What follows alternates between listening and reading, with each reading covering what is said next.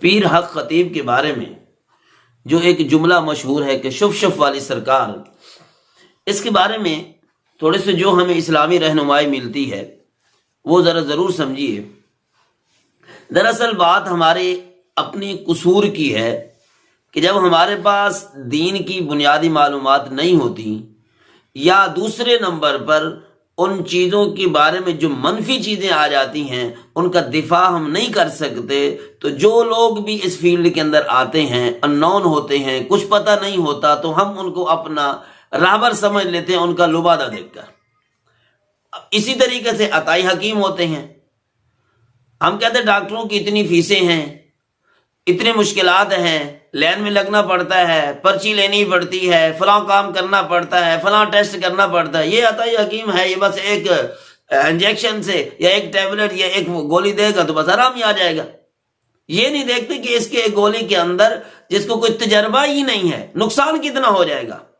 تو اسی طریقے سے جس طریقے سے عطائی حکیم نقصان دہ ہے، تو شف شف والی سرکار بھی اس طرح کے اور کئی قسم کے لوگ جو درگاہوں پہ بیٹھے ہیں، درباروں پہ بیٹھے ہیں، تھڑوں پہ بیٹھے ہیں، مختلف قسم کی طویز گنڈے اپنے ان کو کاروبار بنایا ہوا ہے، جبکہ ایک تھوڑی سی ایک گنجائش تھی، سورہ فاتحہ پڑھ کے پھونک دو، بسم اللہ پڑھ کے پھونک دو، درود شریف پڑھ کے پھونک دو، تو اللہ پاک شفا عطا فرماتے ہیں۔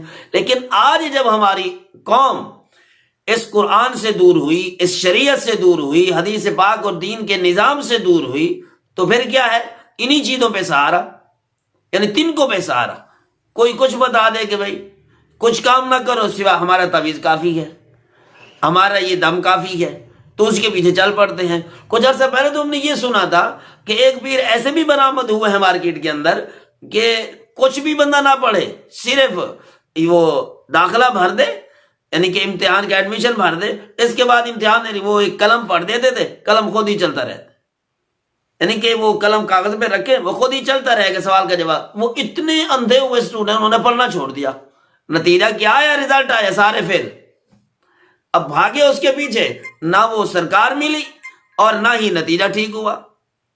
اور ایسے ہی کچھ لوگ پیسے دے کے کہتے پاس ہو جائیں گے، کسی کے دم سے پاس ہو جائیں گے۔ تو یہ سارے طریقے انون ہیں، یہ سارے طریقے غلط ہیں۔ یہ اس وقت تک کارگر نہیں ہو جب تک کہ آپ کی اپنی محنت نہیں ہوتی، یا آپ کو سچا کھرا سچے کھوٹے کی پہچان نہیں ہوگی۔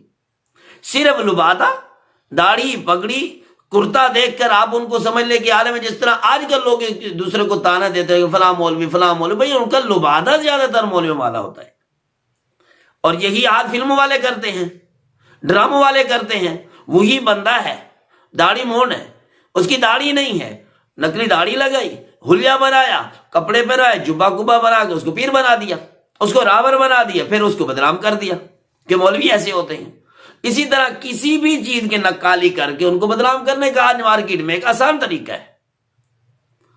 تو ایسے ہی یہ شف شف والی سرکار، جس کو ہم شعبدہ بازی کہہ سکتے ہیں۔ اب دیکھیں دین اور آنکھ سے زنجیر نکالنے کا تعلق کیا ہے؟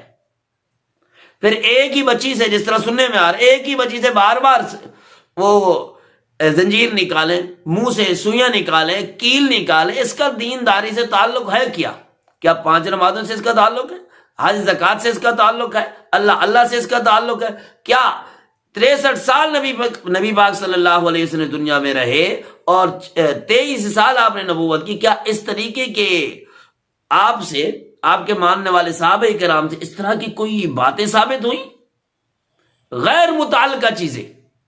ہاں مریض صحت یاب ضرور ہوئے، تو یہ نہ نماز سے اس کا تعلق ہے، نہ روزے سے اس کا تعلق ہے، نہ کسی ذکر اذکار سے اس کا تعلق ہے۔ صرف یہ کہ لوگوں کو قریب کرے، اپنی مشہوری کرے، اپنا چینل بڑھائیں، اپنے ویوز بڑھائیں، سبسکرائبر بڑھائیں۔ اللہ کے بندو، قبر میں تم نے بھی اتر جانا ہے، سوال جواب دینے، لوگوں کا وقت ضائع کر رہے ہو۔ آخر ان چیزوں کا دین سے تعلق ہے کیا؟ کل کو تم نے جواب نہیں دینا، لوگوں کو کس کھاتے میں تم لگا رہے ہو؟ اگر اتنی ہی آسان ہوتی لوگوں کی بیماریاں ٹھیک کرنا، تو اتنے سارے ہسپتال جو بنے ہوئے ہیں، یہ کس چیز کا علاج ہے؟ پھر تو سارے ہسپتالوں میں تم بیٹھ جاؤ اور باری باری مریضوں کو بلاتے ہو، یا ہسپتال میں چلے جاؤ اور ساروں کو ٹھیک کر دو۔ ٹھیک ہے، اللہ کے کلام میں تاثیر ہے، ضرور ہے، لیکن وہ بیماری بھی تو ہو نا۔ ایک ہی آدمی کے وہ آنکھ سے بار بار زنجیر نکلتی ہے. کوئی عقل سے کام لے, کچھ سمجھ رکھے کہ بھائی صرف دنیا نہیں, قبر میں بھی اترنا ہے, میدان محشر میں بھی پہنچنا ہے. جو حلیہ ہم نے رکھا ہوا ہے اس کا بھی ہم نے جواب دینا ہے. صرف تسبیح پکڑی یہ اس کا کوئی خاص کوئی کنسپٹ, یہ کس چیز کی نکالی ہے, کیا آپ کر رہے ہیں, عوام کو کیا دے رہے ہیں؟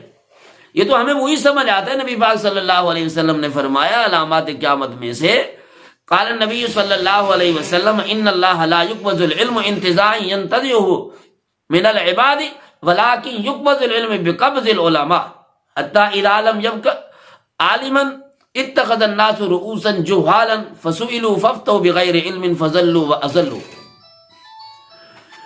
نبی پاک صلی اللہ علیہ وسلم نے فرمایا کہ ایک وقت آئے گا کہ اللہ کا علم جو ہے علماء کے اٹھانے سے اٹھایا جائے گا. یعنی علم خود بخود ختم نہیں ہوگا بلکہ علم والے علماء ختم ہوں گے.